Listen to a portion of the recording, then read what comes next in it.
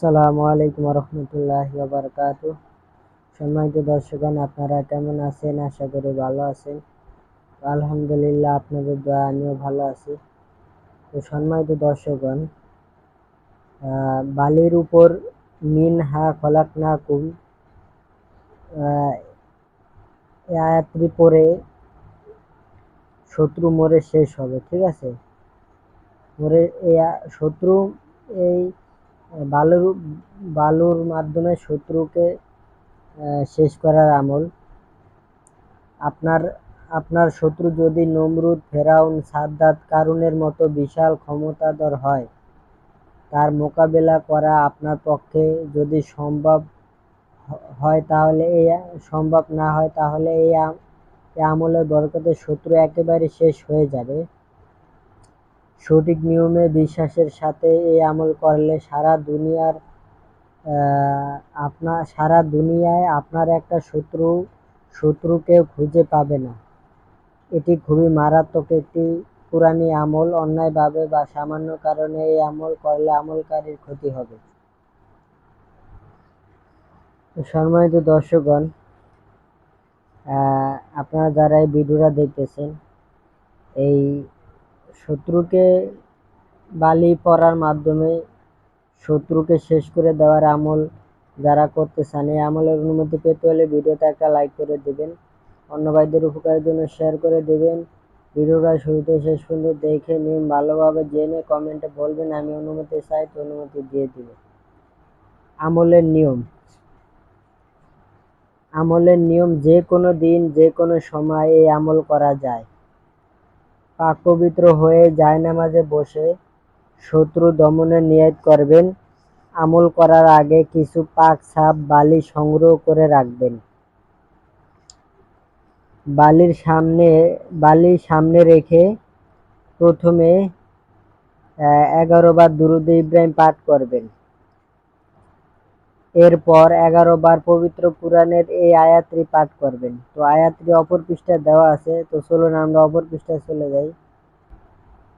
সম্মানিত দর্শকগণ, আমরা অপর পৃষ্ঠায় চলে আসছি। তো সামনে কিছু পবিত্র বালি নেবেন। নেওয়ার পরে যে শত্রু আছে, এই শত্রুকে ধ্বংস করার জন্য আপনি যদি চান শত্রু একেবারে শেষ হয়ে যাক, ওই যা করতে চান শত্রুকে আপনি ওই নিয়তে আল্লাহর কাছে দোয়া করে নেবেন। যেমন শত্রু ধন সম্পদ বা শত্রু শেষ হয়ে যাক, একেবারে অসুস্থ হয়ে বিছানায় পড়ে যাক, বা সে মরে যাক, শেষ হয়ে যাক, নিঃস্ব হয়ে যাক, এভাবে আল্লাহর কাছে দোয়া করে নেবেন যে আল্লাহ, অমুক শত্রু আমাকে প্রচুর পরিমাণে যন্ত্রণা করে, ক্ষতি করে, তাকে আপনি একদম শেষ করে দেন। এরকম দোয়া করার পরে 3 বা 11 বার দুরূদে ইব্রাহিম পাঠ করবেন। তারপরে এই যে আল্লাহ পাকের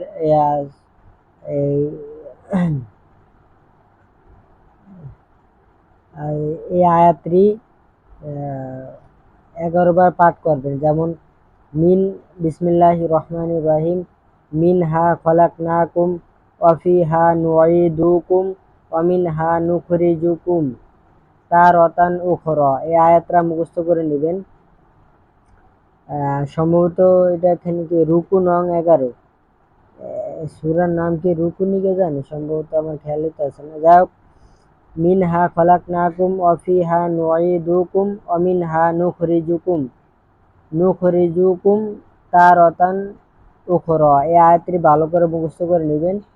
বালি সামনে রেখে 11 বার দুরূদ ইব্রাহিম পড়বেন। তারপরে এই আয়াতটি 11 বার পড়বেন। তারপরে আবার শেষে 11 বার দুরূদ ইব্রাহিম পাঠ করবেন।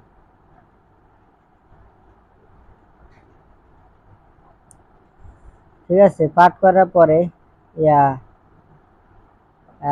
সরি, এখানে ভুল হয়েছে। আপনার এই 11 বার দুরূদ ইব্রাহিম পড়ার পরে আপনি যখন এই আয়াতটা 11 বার পড়ার পরে বালির উপরে একটা ফু দিবেন। ঠিক আছে, তারপরে শেষে আবার 11 বার দুরূদ ইব্রাহিম পাঠ করে বালির উপরে আরেকটা ফু দিবেন। ঠিক আছে, তো আমার ভুল হয়ে গেছে বলতে। তো তারপরে আল্লাহর কাছে যে শত্রু আছে, শত্রুকে দমনের জন্য, অথবা আল্লাহ যাতে শত্রু শেষ হয়ে যায় বা নিঃস্ব হয়ে যায়, এরকম দোয়া করে বালির উপরে ফু দিবেন এবং আল্লাহর কাছে দোয়া করে নেবেন। ঠিক আছে, এইবারে বালিটি 2 ভাগ করবেন। 2টা ভাগ করে অর্ধেক বালি অর্ধেকটা বালি বাড়ির চারপাশে ছিটিয়ে দিবেন। আপনার যে বাড়ি আছে বাড়ির চারপাশে ছিটিয়ে দিবেন, ঠিক আছে? আর বাকি অর্ধেক বালি চুলার আগুনে ফেলে দিবেন এবং সেখানে বেশ কিছু সময় ধরে গরম করবেন।